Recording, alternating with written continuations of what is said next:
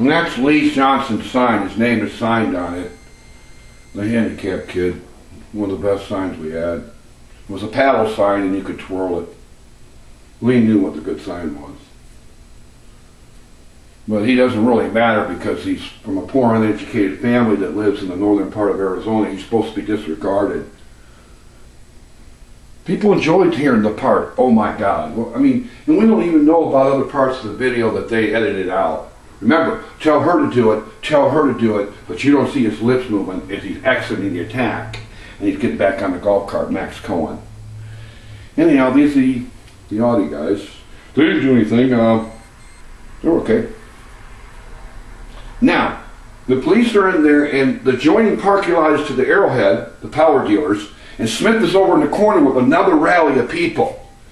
And, but I got the big sign with me now, and I have my small sign and my thing. And at this point, I'm getting pretty sick. Somehow I started developing heat stroke. And shortly after this officer comes and does his surveillance, when they know who I am, I mean, I'm in federal court against them, and I've litigated against the city of Peoria before, and I really wish to do something with this attorney. He needs to be sanctioned, but because it's some type of divine honor that Peoria and Kemp and certain people that have been working there for years in the judiciary are supposed to have power to obstruct appeals so they can do anything they want. It's just wrong. Just abide by the law. I don't ask for any favoritism or partisanship on behalf of myself or anything that I believe or disbelieve or not believe. Anyhow, he does his thing, and I cooperated with him. He wasn't too bad. Last statement I think I made, I noticed he had a wedding band. I said, how would you like it if someone grabbed your wife by the breast while you were video camming an assault going on some children by a protester at a car dealership? And then he got back on a golf cart and started laughing about it, and he was never even arrested. You never got to have a day in court. Remember, all 6 of us never had our day in court. There's Smith. He's over at the corner. He's got San Marino with him, you can see, in the light blue shirt. And I believe that's another one of the defendants, the lady with the blonde hair. And it's kind of like, you know, well, we're the ones that really caused the problem. Now I'm down by the Audi. Well, I can't stay in one place forever. So I move around from one corner to the other. I don't sit in one corner all day. And so there they go. And then at this point, I kind of catch him over in one of the rows there. And he's on the golf cart and he gives me the double bird, and then him and San Marino take off. Hey, it's just, it's not illegal. It's not the worst thing. It's not blockbuster, that's for sure. It's really lame and weak.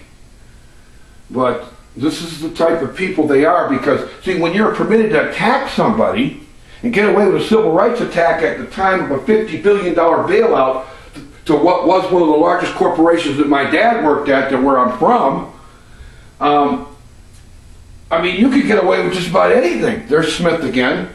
And now at this point, this is the decoy. They get me back up over there. They know I'm going to cam Smith. They're trying to figure a way to steal the sign. They got guys on golf carts and in between the cars. And then you're going to see the perpetrator again. Remember the red shirt and the white shirt, and they both have black shorts on.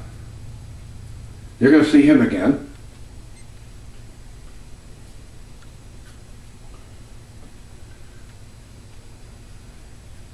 And they tried this before, and they were almost successful. If I wouldn't have jumped out on 91st Avenue and grabbed onto the sign. And at that time, I didn't want to lose that sign. I would have never wanted to lose that sign at that time. So now the decoy game's on. And I didn't really think they would have the nerve to do it, but they did it before.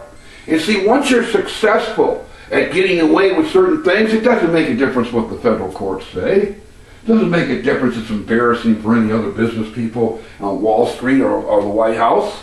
There he is. See him? White shirt, black shorts. He was on the top left. That was the perpetrator. And so we can't find out who they are. Of course, there's probably 15, 20 people in this video that would know exactly who the 2 guys are. I mean, an amateur detective should be able to figure it out in maybe about 10 minutes, and maybe I could probably pull it off in 1 or 2 interviews and know who their names were. And there's Smith, and I think that's him again. You got to keep looking. The perpetrator shows up. before he does his crime.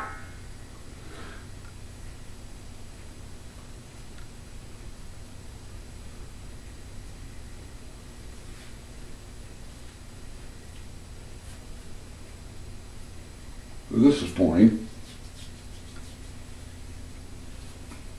Now there he is, red shirt, black shorts.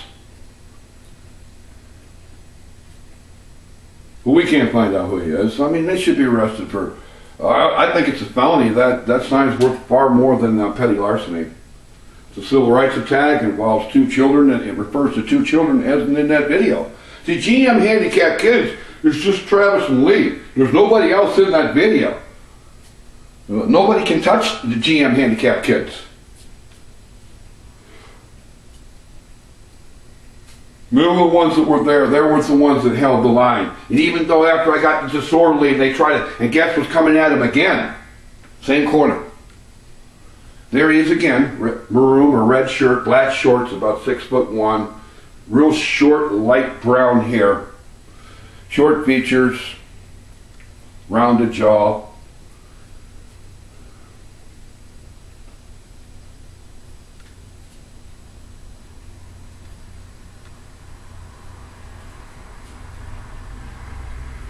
There's Smith.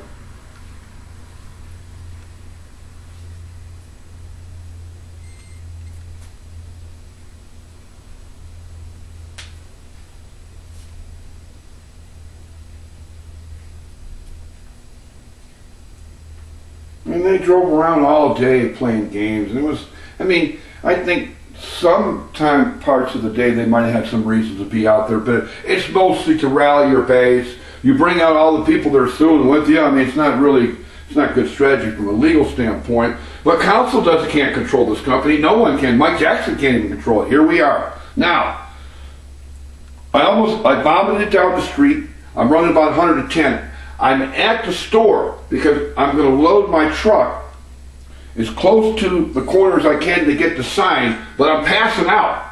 And there they are across the street. Now, my head's about ready to come out of my skull, okay? My energy level's pretty low, and I'm trying to film this. And then you'll see it, they go behind the truck, and they put it on the golf cart, and if you look at the golf cart, it has like a divider in the front of it, and you see it's laying across the divider, and very easy to load, and it balances itself, and there they go, right down the aisle.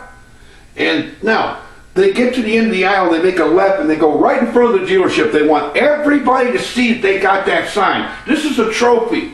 This is a trophy. This is a slap in the face to the federal court, the Sandra O'Day courthouse in Phoenix. That's what this is. This is a slap by the people in Florida, and you might even say the Obama administration to some extent, because this CEO is affiliated with the Obama administration because he was on the auto task force at the time of the bailout. His name is Mike Jackson. He's in Florida.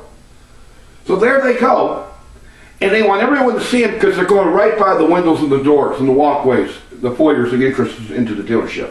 And they go around the building, and then when they get around the building, they do the victory lap, and then you're going to see the white guy with the black shorts driving, passenger, maroon red shirt with black shorts, and they go by and they do the victory lap. By this time, man, I'm doing my best now. The sign's gone. I can't do anything about it. Here's the victory lap. Same 2 guys. They went around the building. And then you see. Now, no one knew what they were doing, though, because they're only driving in front of the building in front of everybody, and everybody's outside about 1/3 of the whole day, defending the honor of Mr. Smith. There they go. This is okay. We're going to stop people from looking at that website, because if they go to that website and they see Lee and Travis's and they see when car dealers attack, you can actually see what happened.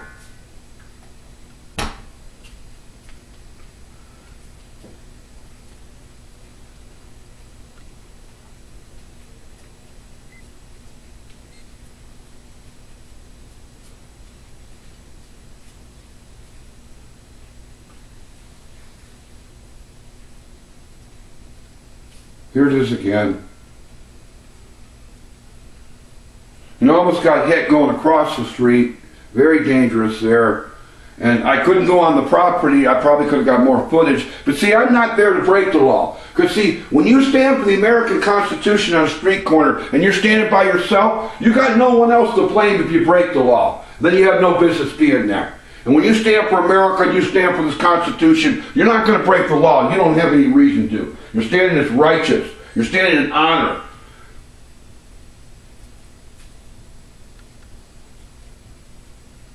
And there they go again.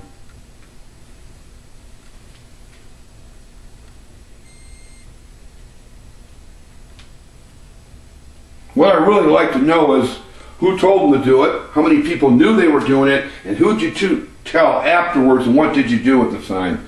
But you know what? I got to fight the city police and Michael Worrell and all the state now just to get any information, anything that goes out there, because the police are worried that they're going to be liable to some capacity even if they're not. It's ridiculous. Thank you.